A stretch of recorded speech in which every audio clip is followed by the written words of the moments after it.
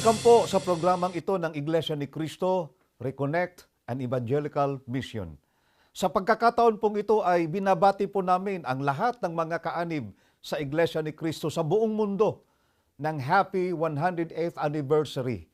Mga kaibigan, sa tuwing ipinagdiriwang po ng Iglesia ni Cristo ang kaarawan ng Iglesia, hindi po kami nakalilimot na pasalamatan ang Panginoong Diyos sa mga tagumpay ng Iglesia ni Cristo sa lahat po ng larangan ng kanyang gawain. Halimbawa po, ang patuloy na pagpapatayo ng maayos na gusaling sambahan, hindi lamang dito sa ating bansa, kundi maging sa iba't ibang panig po ng mundo na may mga kaanib ang Iglesia ni Cristo. Ang mabilis na pagdami ng mga kaanib sa Iglesia ni Cristo, hindi lamang dito sa Pilipinas, kundi maging sa ibayong dagat. At sa kasalukuyan po, ang mga kaanib sa Iglesia ni Cristo ay binubuo na po ng 149 na iba't ibang lahi. Subalit, mga kaibigan, sa kabila po nito ay marami pa rin po ang hindi nakaalam hanggang ngayon kung sino po ang may kalooban ng paglitaw ng Iglesia ni Cristo sa Pilipinas sa mga huling araw na ito. Kaya inaanyayahan po namin kayo na subaybayang mabuti ang gagawin po nating pag-aaral. Kaya ang tanong po natin at ang sasagot po ay ang Biblia, sino ang may kalooban na lumitaw sa Pilipinas ang Iglesia ni Cristo sa mga huling araw na ito? Pakinggan natin ang pahayag dito po sa Isaiah 43:5.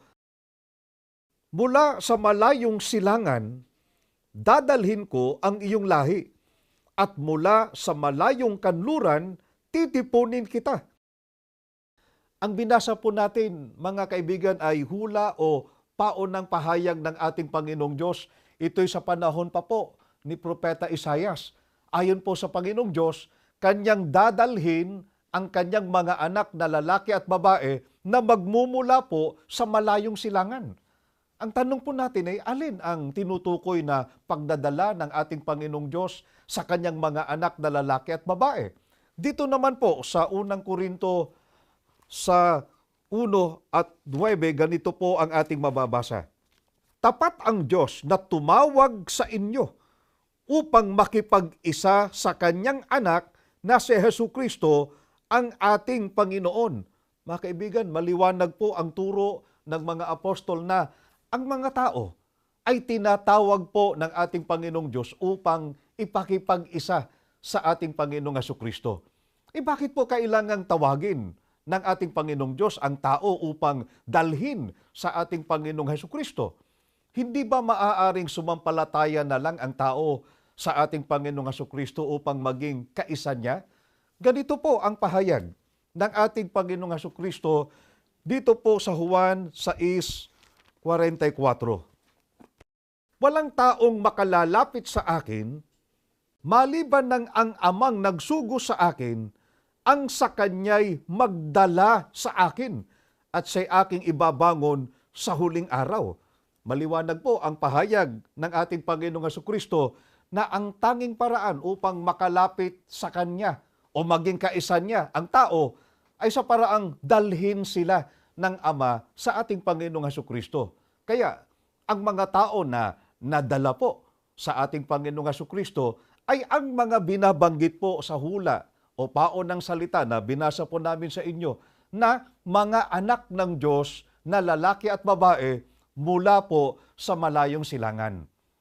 Ang tanong, sino po ang tinutukoy na mga anak ng Diyos na mula sa silangang malayo na dadalhin niya sa ating Panginoong Jesucristo? Ang babasahin ko naman po ay kaugnay po na hula o paon ng salita. Ito po ay pahayag naman ng ating Panginoong Jesucristo dito po sa Juan 10:16. At mayroon akong ibang mga tupa na hindi sa kulungang ito. Sila'y kailangan din namang dalhin ko at kanilang diringgin ang aking tinig. At sila'y magiging isang kawan at magkakaroon ng isang pastor. Ang hinuhulaan po dito ng ating Panginoong Jesucristo ay ang kanyang ibang mga tupa. Ano po ang katunayan na sila po ang mga tinawag ng Diyos upang ipakipag-isa sa ating Panginoong Jesucristo? Kinikilala po sila ng Panginoong Hesukristo na kanyang mga tupa. Ang sabi niya, meron akong ibang mga tupa. Bakit po ang banggit ay ibang mga tupa? Sapagkat hindi pa po sila kabilang sa mga nasa kulungan na ng kanyang mga tupa noon. Kanino ring tinig ang diringgin ng ibang mga tupa ng ating Panginoong Hesukristo? Ang sabi po ng ating Panginoong Hesukristo, diringgin nila ang aking tinig. Ngayon mga kaibigan, baka sabihin po ng iba, paano po mangyayari yun? Gayong ang Panginoong Hesukristo naman ay hindi nagtagal ng pangangaral sa lupa. Umakyat siya sa langit. Mga kaibigan, maririnig po ang ating Panginoong Hesukristo sa pamamagitan ng kanyang mga sinugo. Narito po ang katunayan. Babasahin po namin sa inyo. Dito po sa Lucas 10:16. Ito po ang pahayag. Ang nakikinig sa inyo ay sa akin nakikinig. At ang nagtatakwil sa inyo ay ako ang itinatakwil. At ang nagtatakwil sa akin ay itinatakwil ang sa akin nagsugo. Mga kaibigan, pansinin po natin ang sinabing ito ng ating Panginoong Hesukristo na ang nakikinig sa inyo ay sa akin nakikinig. Sino po ang tinutukoy ng Panginoong Hesukristo na kapag pinakinggan ay katumbas po noon ay pakikinig sa Kanya? Ganito po ang mababasa sa Juan 13:20. Katotohanan sinasabi ko sa inyo, ang tumatanggap sa sino mang sinusugo ko ay ako ang tinatanggap. At ang tumatanggap sa akin ay tinatanggap ang nagsugo sa akin. Ang sabi po ng ating Panginoong Hesukristo sa mga nakinig o tumanggap sa kanyang mga isinugo, ang tumatanggap sa sino mang sinusugo ko ay ako ang tinatanggap. Kaya, mga kaibigan, kahit na ngayong nasa langit na ang ating Panginoong Hesukristo, patuloy niyang maituturo ang kanyang mga aral sa pamamagitan po ng kanyang isinugo. Kaya natupad po ang hula o ang paunang salita ng ating Panginoong Hesukristo na diringgin ng kanyang ibang mga tupa ang kanyang tinig ng isugo po ng Diyos. Ang kapatid na Felix Y. Manalo, na siyang unang nangaral tungkol po sa Iglesia ni Cristo dito sa Pilipinas. Ano po ang katunayan nito? Kung babalikan po natin ang paunang salita, sinabi po ng ating Panginoong Hesukristo tungkol sa ibang mga tupa niya, kanilang diringgin ang aking tinig at sila ay magiging isang kawan. Mapapansin po ninyo doon sa inyo pong television screen. Ano po ba ang katumbas ng sinabi ng Panginoong Hesukristo na ang kanyang ibang mga tupa ay magiging isang kawan? Mahalaga po, alamin natin sa Biblia, alin po ba ang tinutukoy na kawan? Ganito po ang nakasulat dito po sa Gawa 20:28. Ingatan ninyo kung gayon ang inyong mga sarili at ang buong kawan. Narito'y hinirang kayo ng Espiritu Santo na mga katiwala upang pakanin ang iglesia ni Kristo na binili niya ng kanyang dugo. Ang kawan po ay ang iglesia ni Kristo. Kaya, ang paglitaw po ng iglesia ni Kristo rito sa Pilipinas noong 1914, bunga po ng pangangaral ng kapatid na Felix Y. Manalo, ay katuparan po ng hula o paunang salita ng ating Panginoong Hesukristo na nakasulat po sa Juan 10:16. Ano pa po ang katunayan nito? Ayon po sa mga apostol, sino po ang tinutukoy ng Panginoong Hesukristo na ibang mga tupa niya? Ganito naman po ang ating mababasa sa Gawa 2:39. Sapagkat sa inyo ang pangako at sa inyong mga anak at sa lahat ng nangasa malayo, maging ilan man ang tawagin ng Panginoon nating Diyos sa Kanya. Sa binasa po natin ay meron pong 3 grupo ng mga taong pinangakuan ng Espiritu Santo. Ang sabi po ng mga apostol, sa inyo ang pangako at sa inyong mga anak at sa lahat ng nangasa malayo. Sino po ang tinutukoy dito ng ating Panginoong Hesukristo na kanyang ibang mga tupa? Sila po ang ikatlong grupo sa tatlong grupo ng mga binabanggit ng mga apostol sa talatang ating binasa. Sila po ang nangasamalayo. Bakit po natin ito natitiyak? Sapagkat hindi pa po sila natatawag sa panahon ng mga apostol. Kaya hindi pa sila napapabilang sa kawan ng Panginoong Hesukristo ng panahong iyon nung sabihin niya na meron akong ibang mga tupa na hindi sa kulungang ito. And sino po ba ang mga naging tupa na ng Panginoong Hesukristo noon? Sino po ang mga nasa kulungan na ng kanyang mga tupa noong unang siglo?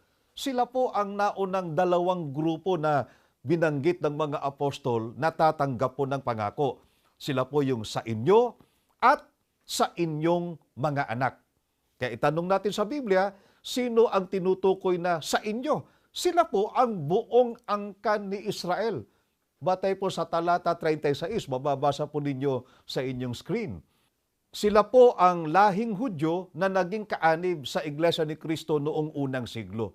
Sino naman po ang tinutukoy na sa inyong mga anak? Sila po ang mga Hintil o non-Jewish people.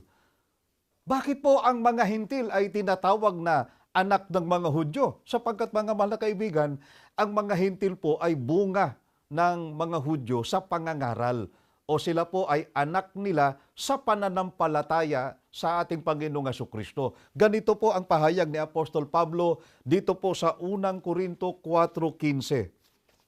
Sapagkat kahit na magkaroon pa kayo ng 10,000 tagapagturo ukol kay Kristo, iisa lamang ang inyong ama sa pananampalataya. Mga anak ko kayo sa pananampalataya kay Kristo Jesus. Dahil ako ang nangaral sa inyo ng Ebanghelyo. Kaya ang binanggit po na sa inyong mga anak ay tumutukoy po sa lahing Hentil na nag-iglesia ni Kristo noon. Ano po ang katunayan? Na natawag na sa iglesia ang mga lahing Hudyo at Hentil sa panahon ng mga apostol. Pansinin po natin ang nakasulat dito po sa Roma 9:24. Tayo ang mga taong iyon na kanyang tinawag, hindi lamang mula sa mga Hudyo, kundi rin naman sa mga Hentil. Kaya ang mga Hudyo at mga Hentil natawag na po noon sa panahon ng ating Panginoong Hesukristo at ng mga apostol. Kaya sila po yung unang dalawang grupo sa inyo at sa inyong mga anak. Ayon po sa binasa natin kanina, mga mahal na kaibigan, doon po sa Gawa 2:39, ang ikatlong grupo ay tatawagin pa lamang. At sila po ay magmumula sa malayo. Kaya ang tanong po natin, saang malayo magmumula ang mga tatawagin ng ating Panginoong Diyos na kasama sa pangako? Babasahin po namin sa inyo ang nakasulat dito po sa Isaias 43:5 batay po sa Moffat Translation. Mula sa malayong silangan ay dadalhin ko ang iyong lahi at mula sa malayong kanluran ay titipunin kita. Malinaw po mga mahal na kaibigan na ang mga anak ng Diyos na lalaki at babae ay magmumula po sa malayong silangan. Pansinin po ninyo na ang dakong pagmumulan nila, malayong silangan. Malayo po sa dakong kinaroroonan noon ng mga apostol at ng unang iglesia. Natupad po ang mga hula o ang mga paon ng salitang ito ng Biblia nang lumitaw po ang iglesia ni Kristong ito dito sa bansang Pilipinas, bunga po ng pangangaral ng kapatid na Felix Y. Manalo. At ngayon, naglilingkod sa inyo ang iglesyang ito. Ano po ang katunayan nito? Saang panig nga ba ng mundo naroroon ang Pilipinas? Ganito po ang ating mababasa sa aklat na sinulat po ng isang paring Jesuita, si Ginoong Horacio de la Costa, sa aklat na Asia and the Philippines sa pahina 169. Ganito po ang pahayag. Hindi maaaring mawalan ng kabuluhan na ang bansa na halos nasa gitnang pangheograpiya ng malayong silangan na ito ay ang Pilipinas ay siya ring bansang kinatatagang mabuti ng Kristyanismo. Maliwanag po na ang Pilipinas ay nasa malayong silangan. Kaya ang Pilipinas po ang katuparan ng binabanggit sa hula na malayong silangan na pagmumulan ng ikatlong grupong binanggit ni Apostol Pedro na tatanggap po ng kaloob ng Espiritu Santo. Sila po ang ibang mga tupa ng ating Panginoong Hesukristo na nakasulat po sa Juan 10:16 at mga mahal na kaibigan. Sila rin po ang tinutukoy na mga anak ng Diyos na lalaki at babae na nakasulat po sa Isaias 43:5. Tangi po sa malayo sa dako ng mga apostol ang pagmumulan ng mga tatawagin pa ng Panginoong Diyos ay tiniyak din kung saano pa sila malayo. Kaya hindi sila maipagkakamali sa mga naging kaanib sa unang iglesia. Babasahin ko po ang nakasulat sa Gawa 2:39 sa Rio Translation. Ganito po ang ating mababasa. Sapagkat sa inyo ang kaloob ay ipinangako, sa inyo at sa inyong mga anak at sa lahat ng nasa malayong mga panahon at mga dako na tatawagin ng Panginoon na ating Diyos sa Kanya. Aba, hindi lang po malayo sa dakong kinaroroonan noon ng mga apostol ang mga tatawagin pa ng ating Panginoong Diyos at kasama sa pinangakuan, kundi kung napapansin po ninyo mula po sa Biblia, sila po ay malayo rin sa panahon ng mga apostol. Kaya itanong po natin agad sa Biblia, kailan po ang tinutukoy na malayong panahon?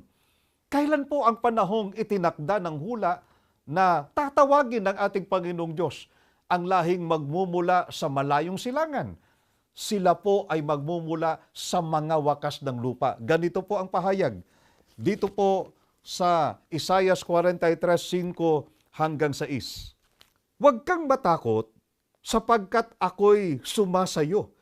Aking dadalhin ang iyong lahi mula sa silanganan at pipisyanin kita mula sa kanluran.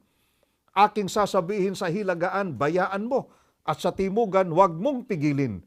Dalhin mo rito ang aking mga anak na lalaki na mula sa malayo at ang aking mga anak na babae na mula sa mga wakas ng lupa.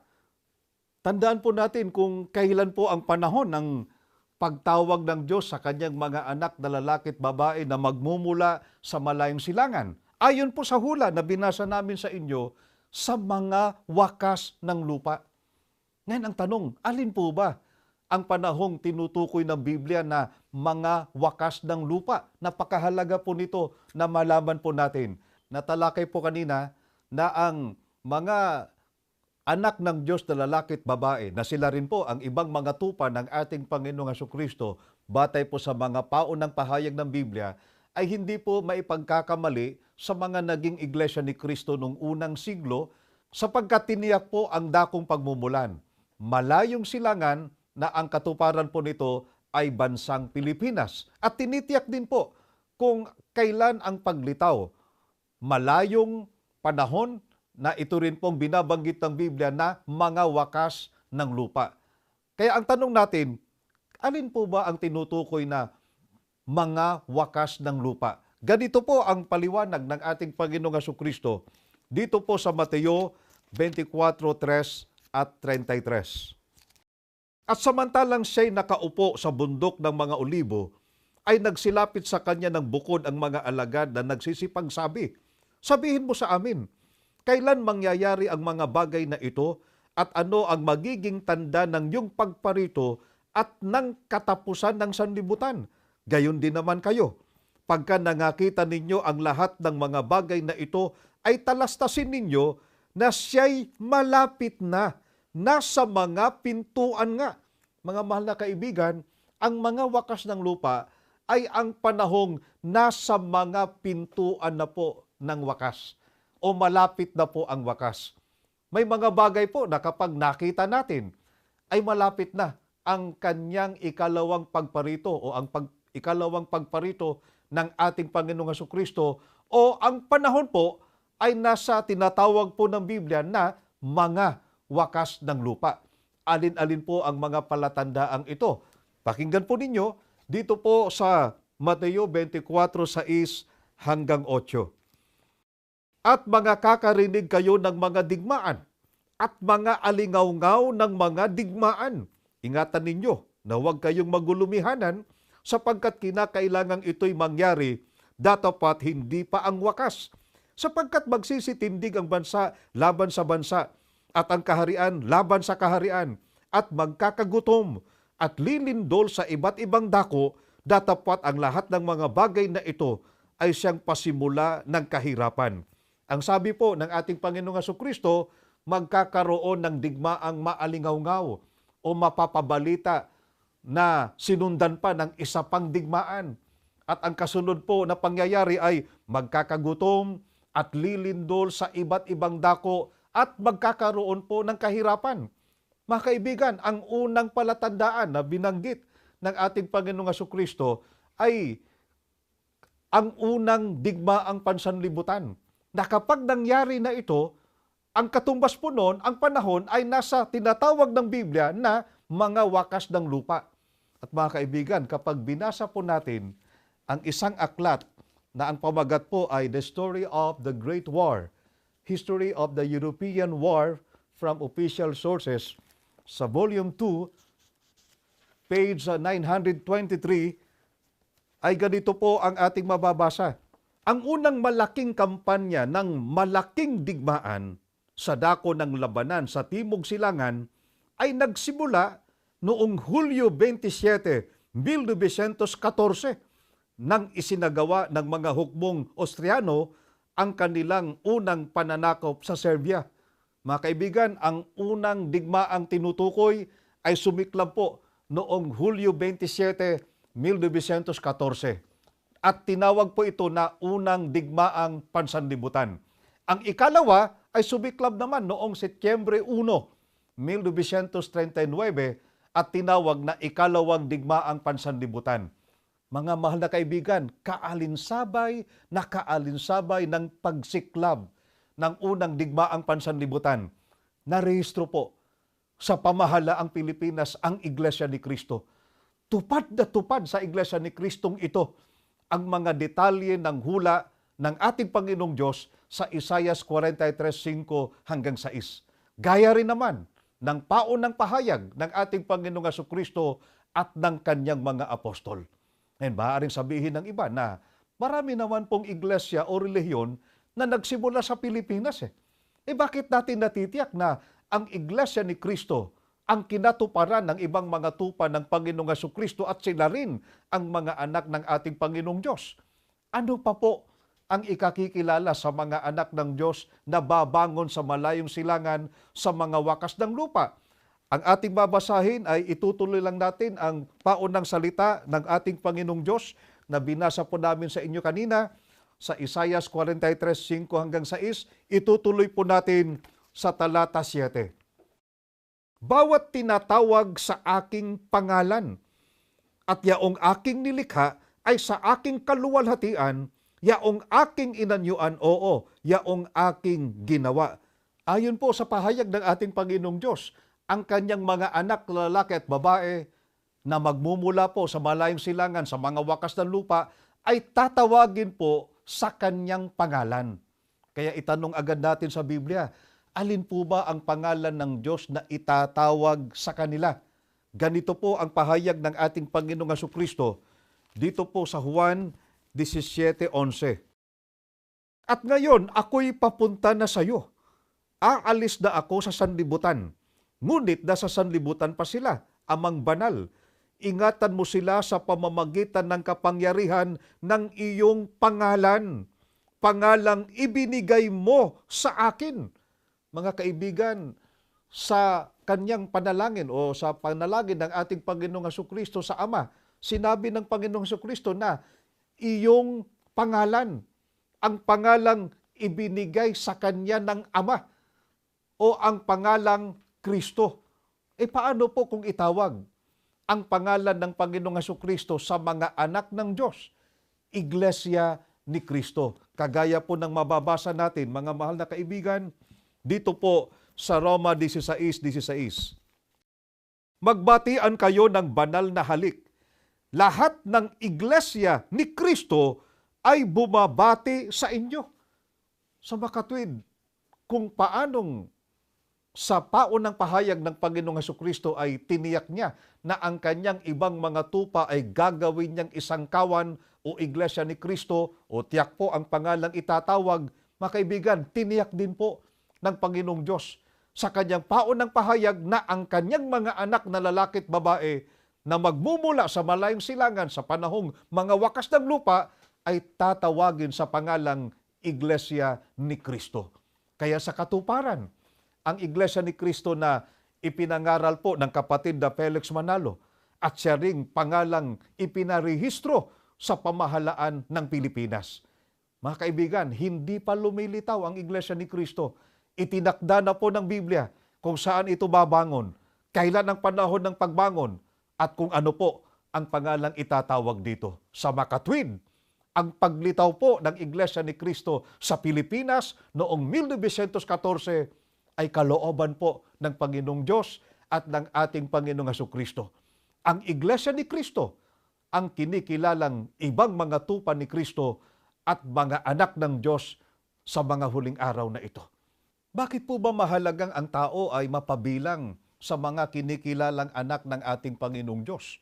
Ano po ba ang kapalaran ng maging anak ng Panginoong Diyos? Dinggin po ninyo dito po sa Roma 8:17. At yamang mga anak, tayo'y mga tagapagmana ng Diyos at kasamang tagapagmana ni Kristo, sapagkat kung tayo'y nakikipagtiis sa Kanya, tayo'y dadakilain ding kasama Niya. Mga mahal na kaibigan, isa po ito sa mga pangunahing dahilan kaya kami ay sumasampalatayang napakapalad po ng mga taong mapabilang sa gawaing ito na aming kinaaaniban. Kinikilalang anak ng ating Panginoong Diyos.